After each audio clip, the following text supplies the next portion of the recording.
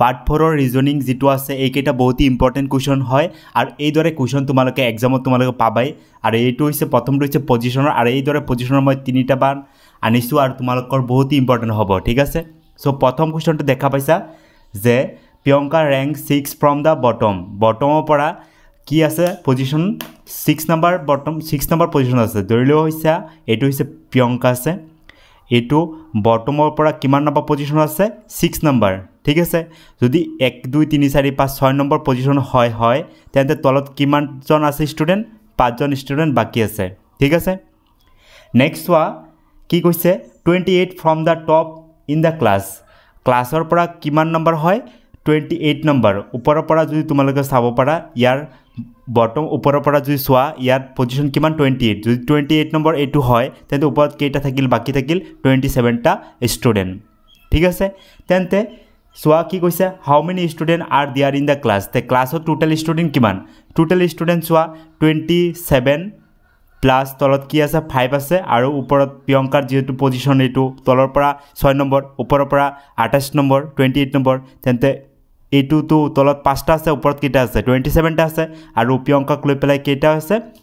total সোয়া তোমালোকে plus যদি কৰা কিমান হয় যে 33 টা তেন্তে আমাৰ স্টুডেন্ট কিমান আছে 33 টা তোমালোকে একেবাৰে শৰ্টকাটত কৰিব পাৰা যে কি কৰিবা এই দৰে যদি ওপৰৰ পৰা আৰু তলৰ পৰা দিয়া থাকে সদায় জি দুটা নাম্বাৰ থাকে জি দুটা পজিশন 6 প্লাস কি 28 এই দুটা যদি তোমালোকে প্লাস কৰা কিমান হ'ব টোটাল 34 ইয়াৰ পৰা তোমালোকে সদায় কি কৰিবা 1 মাইনাস কৰিবা সদায় তোমালোকে পজিশনটো পাই যাবা সো এইটোই হৈছে answer there are the 5 books पांचटा बुक আছে A B C D E আৰু book C is above book D ঠিক আছে টোটাল কেইটা আছে পাঁচটা বুক আছে আৰু বুকৰ কি কৈছে কিতাপৰ ভিতৰত so B is above book D C above D D ৰ ওপৰত কি আছে C2 আছে হল ওপৰত আছে above মানে ওপৰত আছে তাৰ পিছত কি কৈছে E is below A E2 ক'ত আছে এৰ তলত আছে E2 ক'ত আছে যে এৰ তলত আছে এইখিনি তোমালোকে এক্সট্ৰা এই সেকেন্ড লাইনটো তোমালোকৰ খেলিমেলি কৰিব সেই কাৰণে তোমালোকে সেকেন্ড লাইনটো অলপ এক্সট্ৰা কৰিবা সদায় এই দৰে কোৱেশ্চন যদি দিয়া থাকে নেক্সট ওয়া কি কৈছে D is above A এৰ ওপৰত কি আছে এৰ ওপৰত আছে তুমি চোৱা এৰ ওপৰত কি বুলি কৈছে D আছে এৰ ওপৰত D মানে হৈছে এৰ ওপৰত থাকিলে এটো হ'ব আকৌ চোৱা এৰ তলত কি আছে ই আছে অলৰেডি তোমালোকে সেকেন্ড লাইনত তোমালোকে দেখা পাইছাই এটো চোৱা এটো ই ইজ বিলো এ ই টু কাৰ তলত আছে এৰ তলত আছে নেক্সট চোৱা বি ইজ বিলো ই বিৰ ক'ত আছে ইৰ তলত আছে বি যদি ইৰ তলত থাকে তেন্তে তলত গুছি যাব এটো চোৱা বি হল এটো নেক্সট চোৱা কি কৈছে হুইচ বুক ইজ এট বটমত একবালে তলত কোন আছে বি আছে তোমালোকে দেখা পাইছা এটো বি आंसर হ'ব সো এই কোৱেশ্চনটো সোয়া একে সিমিলাৰলি সেম এক নম্বৰ নিচিনাই কি কৰিবা এই দৰে কোৱেশ্চন সোয়া অশোক ৰ্যাঙ্ক 9 ফ্ৰম দা টপৰ পৰা অশোকৰ ৰ্যাঙ্ক কিমান আছে অশোকৰ ৰ্যাঙ্ক ওপৰৰ পৰা যদি চাব যোৱা টপৰ পৰা কিমান নম্বৰ আছে 9 নম্বৰ পজিশনত আছে মানে তাৰ ওপৰত কেইজন আছে 8 জন আছে ঠিক আছে আৰু সোয়া তাৰ পিছত কি কৈছে 40 from da bottom in the ক্লাছৰ পৰা কিমান নম্বৰ পজিশন আছে 40 নম্বৰ পজিশন আছে তেন্তে তাৰ তলত কেইটা আছে 39 টা স্টুডেন্ট আছে সিমিলারলি সেম টোটাল স্টুডেন্ট কেইটা স্টার্ট লাইনত ইয়াত তলত আছে 39 ইয়াত অশোক এটা প্লাস কৰি দিয়া আৰু ওপৰত কেইটা 8 টা আছে এই গোটে কেইটা যদি তোমালোকে প্লাস কৰি দিয়া 100% তোমালোকৰ आंसर ওলাই যাব সোয়া 48 হইব মানে এনেকৈ কৰিব পাৰা বা ডাইৰেক্ট কৰিলে হয় যে 40 আৰু 9 যদি যোগ কৰে কিমান হ'ব 49 তাৰ পৰা 1 এটা মাইনাস কৰিলে যেটো হয় এটো হ'ব আমাৰ आंसर সিমিলাৰলি সোয়া 4 নম্বৰটো তোমালোকে সোয়া কেনেকৈ কৰিবা একেই সেম পজিশন এটো 15 আৰু সোয়া 20 এই দুটা প্লাস কৰিলে কিমান হ'ব যে 35 হ'ব তাৰ পৰা 1 মাইনাস কৰি দিলে কিমান হ'ব যে 34 তেন্তে আমাৰ आंसरটো কোনটো হ'ব 34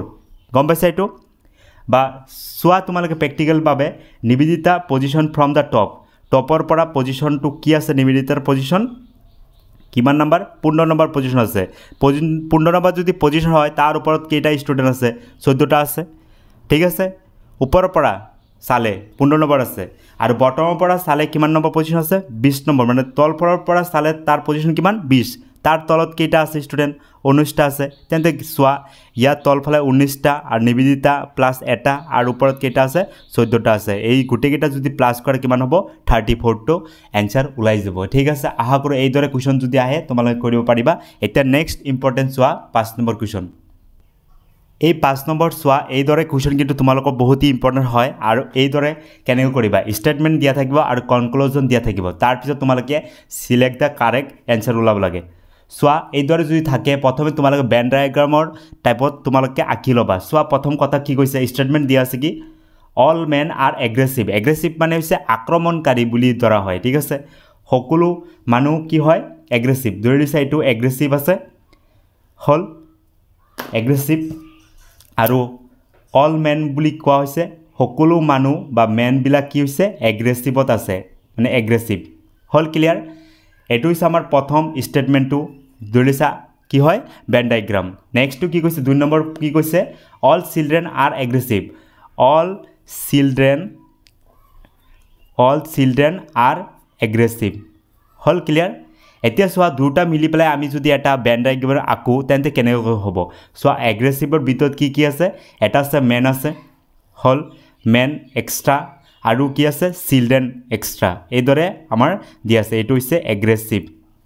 হল ক্লিয়াৰ এতিয়া চোৱা আমাৰ কি কৈছে প্ৰথম কনক্লুজন কি কৈছে মেন আৰ চিলড্ৰেন মেন কেতিয়াও চিলড্ৰেন হয়নে এইটো বেলেগ বেলেগ সেইকাৰণে এইটো কি নহয় ষ্টেটমেণ্টটো ভুল আছে এইটো ফলো নকৰে নেক্সটটো চোৱা কনক্লুজনটো চিলড্ৰেন আৰ মেন হয়নে নহয় এইটো কি হৈছে মিলা নাই যে চিলড্ৰেন কেইটাও মেন নহয় কিন্তু মেন কেইটা এগ্ৰেছিভ হ'ব পাৰে চিলড্ৰেন কেইটাও এগ্ৰেছিভ হ'ব পাৰে কিন্তু চোৱা ইয়াৰ পৰা তোমালোকে এনসাৰ কোনটো দিব পাৰা এইটোৱে অলৰেডি তোমালোকে গম পাইছাই যে মেন আৰ চিলড্ৰেন মেন কেতিয়াও চিলড্ৰেন নহয় আৰু চিলড্ৰেন কেতিয়াও মেন নহয় এইটো যিটো বেন ডায়াগ্ৰাম দেখা পাইছা তেন্তে আমাৰ এনসাৰ কোনটো হ'ব অনলি কনক্লুজন 1 ফ্লো 1 নম্বৰটো মিলাই নাই 2 নম্বৰটো হোৱা নাই কাৰণ 2 নম্বৰটো কি হৈছে চিলড্ৰেন আৰু চিলড্ৰেন মেন কেতিয়াও নহয় বোথ কনক্লুজন 1 and 2 ফলো 2 নম্বৰটো এইটো দুটাই মিলা নাই ঠিক আছে এইটো কি কৈছে ফলো কৰিছে বুলি কৈছে এই দুটাই কিন্তু নহয় যে দুটাই কি হৈছে ভুল হৈছে যে 1 নম্বৰটো ভুল হৈছে 2 নম্বৰটোও ভুল হৈছে সেইকাৰণে কি কৰিবা নাইদাৰ কনক্লুজন 1 নৰ কনক্লুজন 2 ফলো এটা 1 নম্বৰ আৰু 2 নম্বৰ দুটাই কি হৈছে মিলা নাই ঠিক আছে এইটো আমাৰ ষ্টেটমেণ্টটো কাৰেক্ট হ'ব আশা কৰোঁ এইখিনি আছিল আজিৰ এইটো 5টা কুৱেশ্যন আছিল ইম্পৰ্টেণ্ট আৰু নেক্সট তোমালোকে আৰু ইম্পৰ্টেণ্ট তোমালোকে পাই থাকিবা তোমালোকে ভাল লাগিছে লাইক কৰিবা আৰু লগৰ কেইটাক শ্বেয়াৰ কৰিবা